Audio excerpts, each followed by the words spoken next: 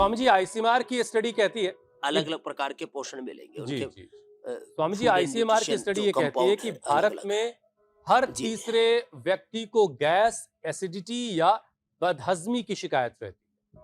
तो क्या mindful eating के जरिए और एक अच्छे खान-पान के जरिए इन सारी चीजों को खत्म किया जा सकता है?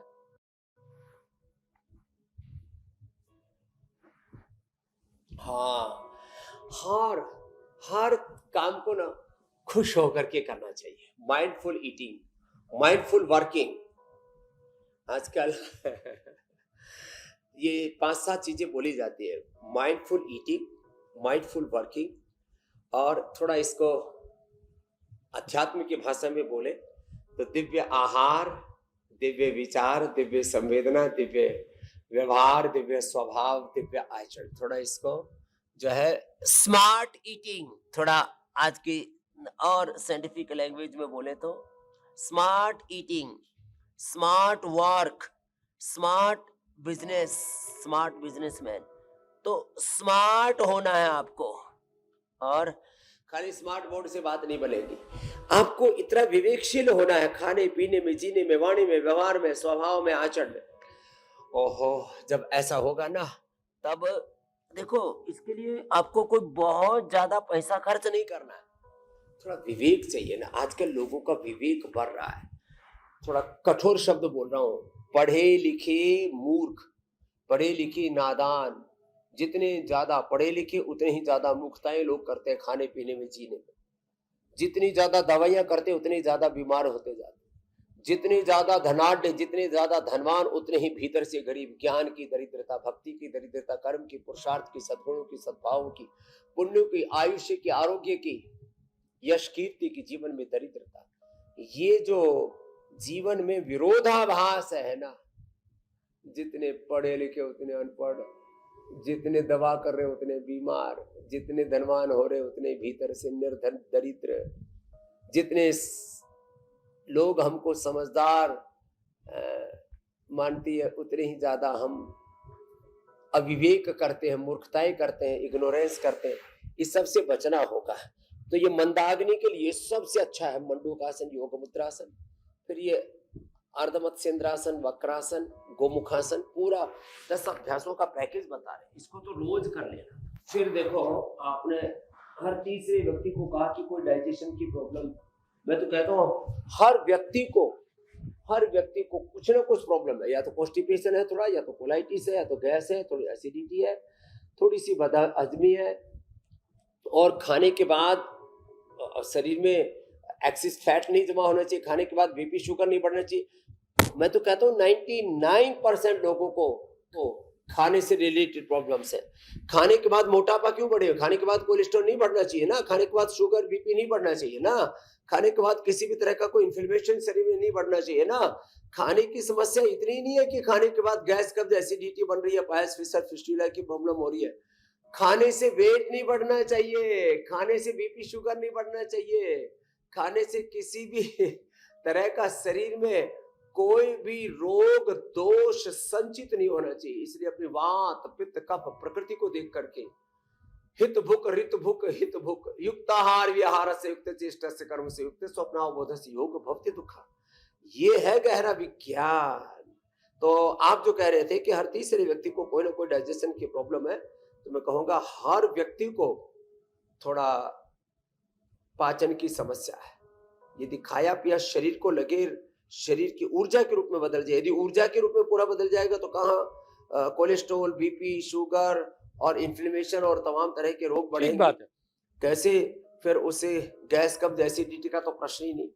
हाँ, इसलिए स्वामी जी अक्सर हमने पहले बड़ों से सुना, और खाना समझदारी के साथ खाना, इंटरमीडिएट उपवास भी करना, चबा चबा करके खाना खाना, खाने का सीक्वेंस भी ठीक करना। खाने में पहले अनार, सलाद आदि, और खाने के बाद फिर छाछ आदि या आसा वरिष्ठी या कोई विनेगर आदि लेना है, थोड़ा नींबू आदि लेना है। खाने के बाद cold drink, soft drink, energy drink और चाय कॉफी आदि नहीं पीना। खाने के तुरंत बाद पानी भी नहीं पीना, और विरुद्ध आहार नहीं करना। तो बहुत बातों का ध्यान रखना पड़ेगा। बिल्कुल बिल्कुल, ये सारी बातें अगर आदतों में शामिल हो जाए तो फिर कहने ही क्या है।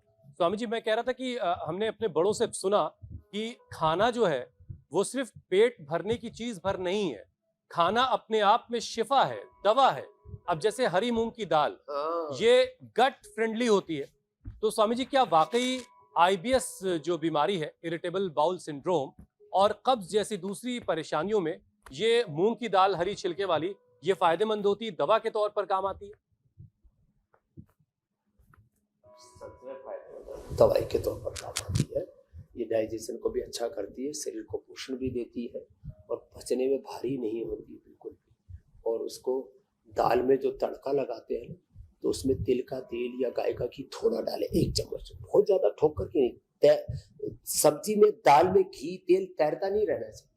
तो 1 चम्मच घी या तेल एक व्यक्ति के लिए, और फिर उसमें थोड़ी चुटकी भर हींग, चुटकी भर उसमें जीरा, चुटकी भर अजवाइन, ये सब चीजें जो लहसुन प्याज खाते हैं तो थोड़ी थोड़ी मात्रा में इनका सेवन, तो ये जो है फिर उस दाल को सच में औषधि बना देता है और स्वाद भी बहुत आता है। मैं देखता हूँ लोग दाल रोटी सब्जी तो बनाते हैं, लेकिन अधिकांश लोगों को दाल अच्छे से बनानी नहीं आती, सब्जी अच्छे से बनानी नहीं आती, रोटी भी अच्छे से नहीं बनानी आती।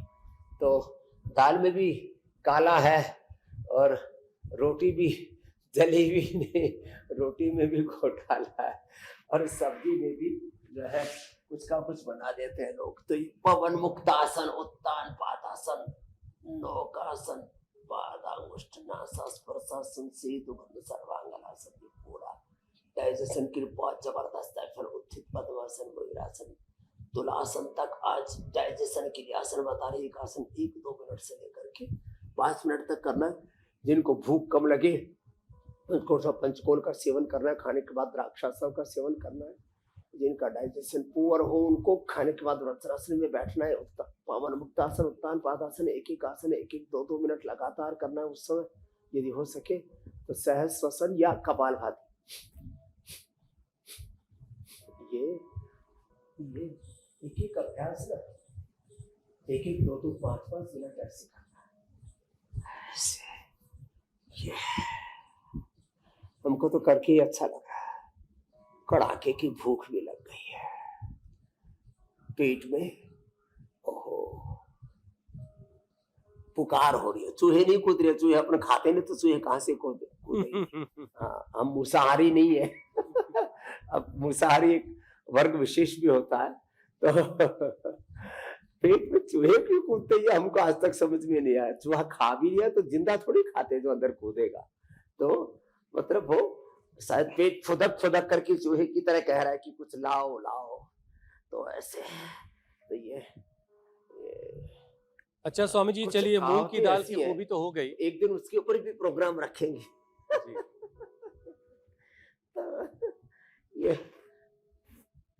ऐसे लंबे लंबे श्वासों के साथ सर्वांगासन, हलासन, डाइजेशन के लिए बहुत ही जबरदस्त है। एक आसन 1-2 मिनट, फिर जो है ये उत्थित पद्मासन, ऐसे मयूरासन और तुलासन।